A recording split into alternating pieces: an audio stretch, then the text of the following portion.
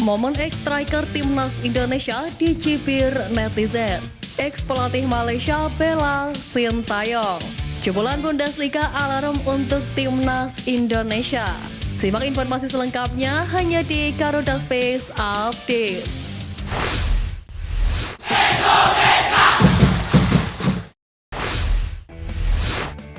Pelatih SC Heerenveen Kees van Wonderen dikabarkan sudah mengizinkan pemain keturunan Nathan Joaon untuk mengambil sumpah warga negara Indonesia dan memperkuat timnas Indonesia.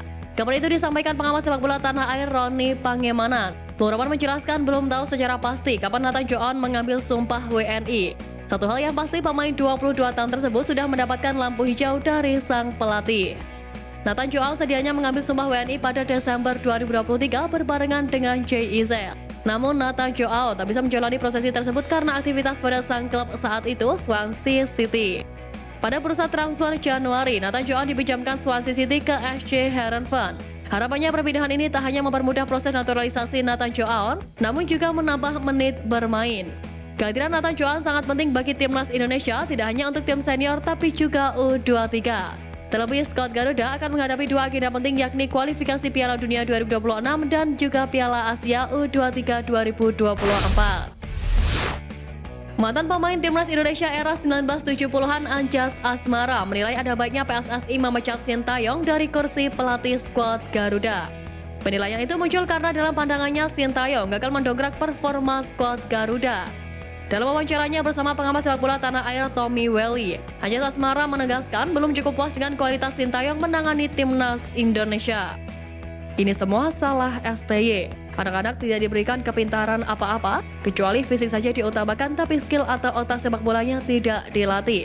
Sesumbar sudah level Asia tapi kalahan terus. Menangnya cuma dari tim kacangan ASEAN. Sebagai mantan pemain timnas, saya kecewa dengan 4 gol lipatnya STY. Cukup sudah, jangan mau dibodoh-bodohi lagi. Segera saja PSSI cari pelatih lain yang benar-benar mampu melatih timnas dan bukan yang sibuk main iklan saja. Tegas Anjas Asmara dikutip dari unggahan Tommy Welly yang juga kerap mengkritik Sintayong. Ex-pelatih timnas Malaysia Ong Kim Sui membela Sintayong soal keputusannya mencoret Sadil Ramdhani dari timnas Indonesia di Piala Asia 2023. Saat itu, Sintayong memilih Adam Ali sebagai pengganti. Sementara Ketua Badan Tim Nasional Indonesia Sumarji menyebut pencoretan Sadil terkait 3 hal, yakni performa, disiplin, dan attitude. Oleh karena itu, Ong Kim Sui menegaskan bahwa pencoretan itu sebaiknya bisa dijadikan motivasi. Pelatih Sabah FC tersebut bahkan menantang Sadil bisa makin berkembang sehingga dipanggil kembali Sin ke timnas Indonesia. Adapun kontrak Sadil bersama Sabah sudah habis per Desember 2023. Hingga kini belum ada perpanjangan kontrak, tetapi diyakini Sadil bertahan di Sabah FC. Sadil membela Sabah pada 2021 saat tim ditangani oleh Kurniawan Dwi Yulianto. Saat Kurniawan hengkang dan digantikan Ong, Sadil makin mendapat kepercayaan. Dalam beberapa tahun ini bisa dikatakan target utama timnas Indonesia adalah menjuarai turnamen sepak bola terbesar di Asia Tenggara tersebut, yakni Piala AFF. Namun nyatanya sampai sekarang target tersebut belum juga tercapai. Karena alasan itu, timnas Indonesia pun hanya fokus mengincar Piala AFF dan Sintayong tak mau pemikiran tersebut tetap terjaga. Pelatih asal Korea Selatan tersebut menegaskan skuad Garuda harus punya mimpi yang lebih besar seperti dapat bersaing di level Asia. Ini bukan pertama kalinya Sintayong bicara soal hal tersebut. Sebelumnya ia kerap melontarkan pernyataan yang sama bahwa timnas Indonesia perlu berpikir lebih jauh, bukan hanya di kancah Asia Tenggara jika ingin lebih cepat berkembang. Pernyataan STY bisa dibilang sesuai dengan faktanya. Terbukti ia membawa timnas Indonesia tampil impresif hingga lolos dari babak penyisihan grup Piala Asia 2023 sebelum kalah di babak 16 besar dari Australia dengan skor 0-4. Media asal Vietnam Total 24/7 mengakui sulit bagi timnas Vietnam untuk menaklukkan timnas Indonesia di kualifikasi Piala Dunia 2026 zona Asia. Sebab media Vietnam itu menilai ada 2 faktor yang membuat Garuda lebih diunggulkan untuk menang pada Maret mendatang. Faktor pertama, Garuda tengah dalam kepercayaan diri yang tinggi usai tampil apik di Piala Asia 2023. Meski pada akhirnya langsung dipulangkan oleh Australia usai kalah 0-4 di babak 16 besar, pencapaian timnas Indonesia tetap terbilang luar biasa. Hal itu dinilai Total 24/7 telah meningkatkan kepercayaan diri Garuda. Lalu alasan kedua, menurut Total 24/7, timnas Indonesia berpotensi semakin kuat jelang pertandingan Maret 2024 mendatang. Sebab saat ini PSSI tengah menyelesaikan proses naturalisasi sejumlah pemain keturunan mereka. Hadirnya tambahan pemain keturunan jelas menjadi kabar buruk untuk Vietnam, sebab mereka akan semakin kesulitan untuk menghadapi permainan Garuda. Punggawa Union Berlin U19 Kelvin Chao mengungkapkan ketertarikannya membela timnas Vietnam. Pemain berusia 17 tahun itu tercatat telah tampil sebanyak 4 kali di Bundesliga Junior pada musim ini.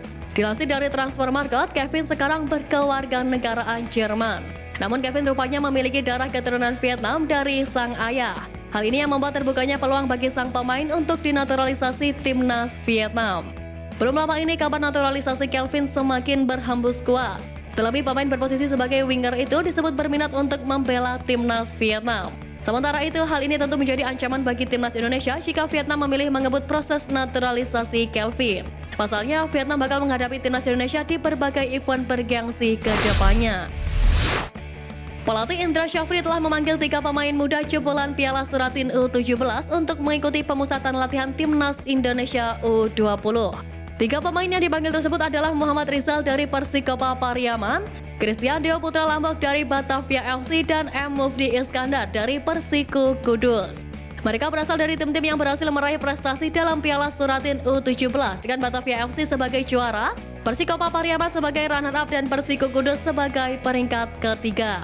Indra Syafri menilai ketiganya sebagai pemain potensial yang memiliki kualitas untuk bergabung dengan timnas Indonesia U20. Selain pemain dari Piala Suratin U17, Indra Syafri juga memanggil Adi Purnama Suaib dari tim Liga 1 PSIS Semarang.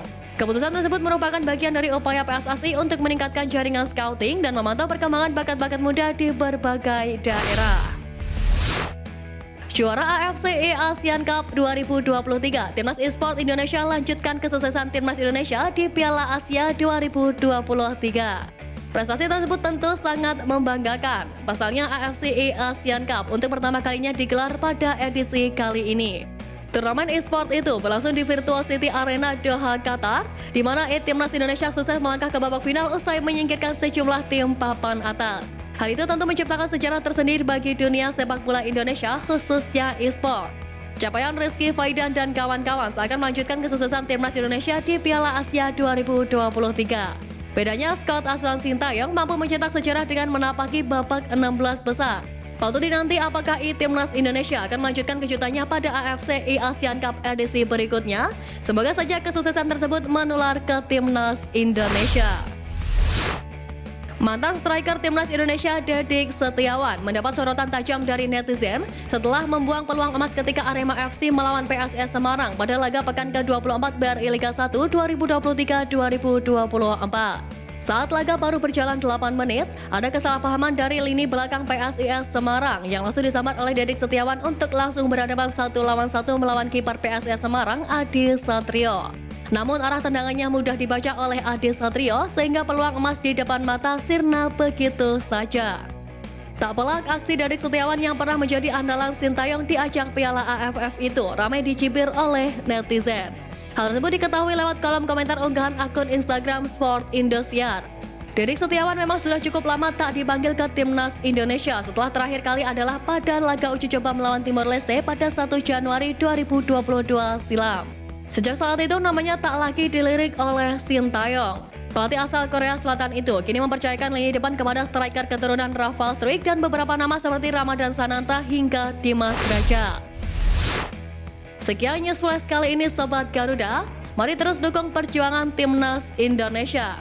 Nantikan news flash edition dari Garuda Space selanjutnya. Terima kasih dan salam olahraga.